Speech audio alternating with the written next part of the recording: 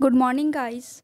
It's me, Shana Parveen, your science teacher, here again to continue your chapter 2 Nutrition in Animals. As I have told you in the last lecture about the human digestive system, and today our topic is ruminants. But before that, before starting the topic, I want to say, guys, please stay home, stay safe. जितना आप अपने घरों पर रहेंगे उतना ही आप खुद को और अपनी फैमिली को सुरक्षित रखेंगे. So guys, let's continue the topic, and the topic is ruminants. Guys, what is ruminants? And we can say the grass eating animals, or we can say the cud chewing animals are called ruminants. Guys, जो cud chewing animals होते हैं वो क्या होते हैं, उन्हें हम ruminants कहते हैं. And what is curd? Guys, curd होता क्या है? CUD curd. Actually the ये एनिमल्स जो होते हैं ये क्विकली स्वेलो करते हैं ग्रास को और इनको स्टोर कर लेते हैं अपने स्टमक में. स्टमक का एक पार्ट होता है जिसे हम कहते हैं र्यूमन, वहाँ ये स्टोर कर लेते हैं इसे. बट ये फूड क्या होता है गाइस, पार्शियली डाइजेस्टेड होता है, मतलब अधूरा डाइजेस्टेड होता है, और इसीलिए हम इसको कड कहते हैं, CUD कड. बट लेटर बाद में होता क्या है गाइस, ये जो कड है ये रिटर्न्स होता है टू द माउथ में इन स्मॉल लम्प्स के थ्रू, और जो एनिमल से इसे च्यू करता है अगेन. तो दिस प्रोसेस तो गाइस कहलाती है, this process is called rumination, and these animals are called ruminants. तो गाइस ये इस तरह के जो एनिमल्स हैं ये कंटिन्यूसली च्यू करते रहते हैं. आप सबने भी देखा होगा, जो काउज है, बफेलो हैं, गॉड्स हैं, शीप है, ये कंटिन्यूसली च्यू करती रहती हैं, कंटिन्यूसली कुछ ना कुछ चबाते रहते हैं. तो आपको लगता होगा इन्होंने फूड तो अभी लिया नहीं है, बट ये फिर भी कुछ चबा रहे हैं. तो गाइस ये कड होता है जो इनके र्यूमन में स्टोर था, ये वापस माउथ में आता है और इसको ये वापस बार बार डाइजेस्ट करते रहते हैं. इसी के थ्रू इनका जो डाइजेशन है वो कंप्लीट होता है. तो रूमिनेंट्स क्या है guys, ruminants are plant eating animals that digest their food into 2 steps. ये अपने फूड को 2 स्टेप्स में डाइजेस्ट करते हैं. एग्जाम्पल मैं आपको बता ही चुकी हूँ, cows, buffaloes, goats, sheep and bison etcetera. And they have complicated stomach consisting of 4 chambers. इनका जो स्टमक है थोड़ा कॉम्प्लिकेटेड होता है, 4 चैम्बर्स का बना होता है. First one is र्यूमन, reticulum, omasum and abomasum. Here you can see in this picture, the first one is र्यूमन, second one is reticulum, third one is omesum and fourth one is abomasum. तो guys ये 4 chamber है, इनसे होता हुआ ही इनका food digest होता है. Yes guys,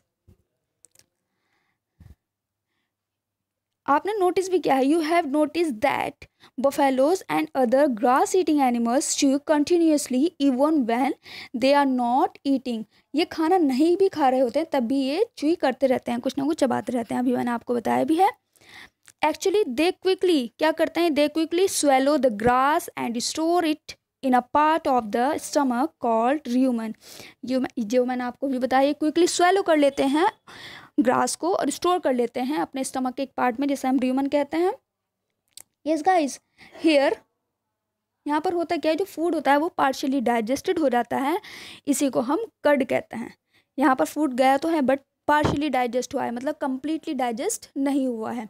but later बाद में होता क्या है, जो कड है ये रिटर्न्स हो जाता है to the mouth in small lumps and the animals chews it, और एनिमल इसे अगेन च्यू करता है. This process is called rumination. इस प्रोसेस को हम क्या कहते हैं गाइस, रूमिनेशन कहते हैं. And these animals are called ruminants, और इस तरह के एनिमल्स को रूमिनेंट्स कहते हैं. That's why these animals chew continuously, इसीलिए ये जो एनिमल्स है ये कंटिन्यूसली च्यू करते रहते हैं.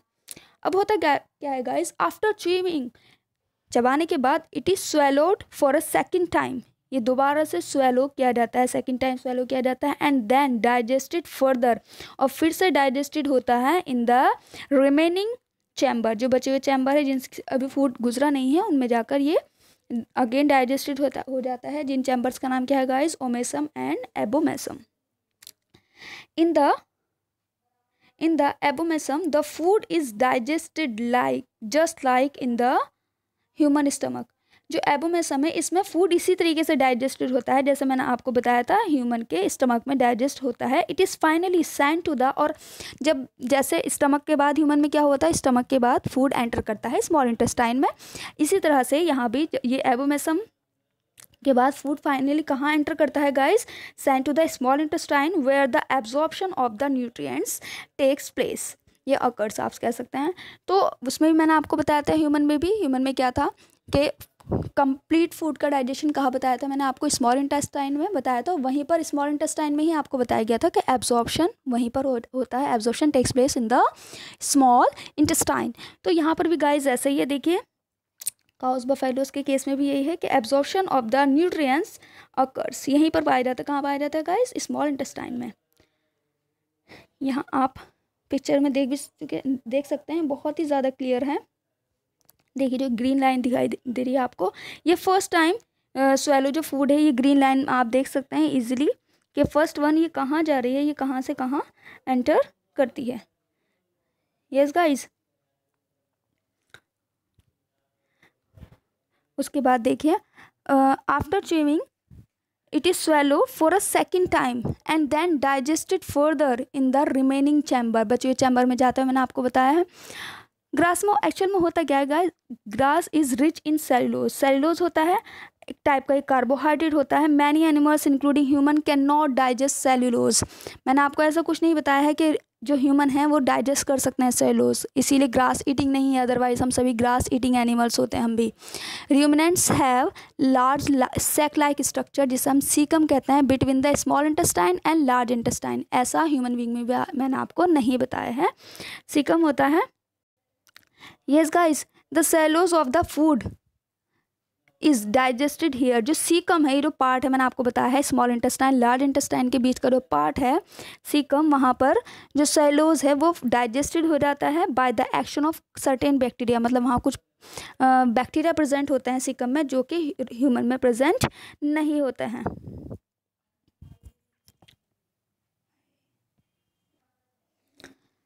चलिए गाइस, अब देखते हैं इस पिक्चर को। आप यहाँ देख सकते हैं जो ग्रास है, देखिए ग्रीन लाइन्स आपको शो की गई है यहाँ पर डायग्राम में।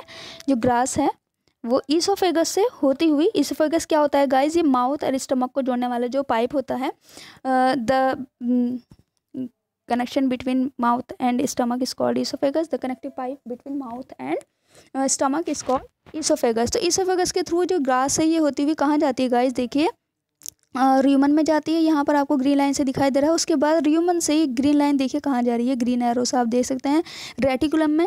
रेटिकुलम के बाद यहाँ पर पिंक लाइन है आपको दिखाई दे रही, पिंक एरो में आप देख सकते हैं कि ये वापस से माउथ में लम्प से होती, स्मॉल लम्प से होती वापस में माउथ में जाती है। ये फूड कहाँ गया, वापस से माउथ में, और माउथ में दोबारा स्वेलो होता है। स्वेलो होने के बाद आप यहाँ पर ब्लू एरो देख सकते हैं, ब्लू एरो ये देखिए। उसके बाद फूड ओमेसम में आ जाता है, ओमेसम के बाद आप देख सकते हैं ब्लैक एरो है, उसके बाद एबोमेसम में, and after that small intestine and then large intestine. Yes guys, तो यहाँ पर आप डायग्राम्स के थ्रू भी इजीली समझ सकते हैं। और बाकी आपकी जो भी क्वेरी है आप 3 to 4 PM जो आपको टाइमिंग दी हुई है आप उसमें कॉल करके पूछ सकते हैं, या आप मुझे मैसेज भी कर सकते हैं सेम टाइम पर। यस गाइस, आई होप आपको ये लेक्चर अच्छे से समझ में आया होगा। बाकी जो भी क्वेरी है आप मुझसे कभी भी पूछ सकते हैं। ओके गाइस, आज के लिए इतना ही, बाय।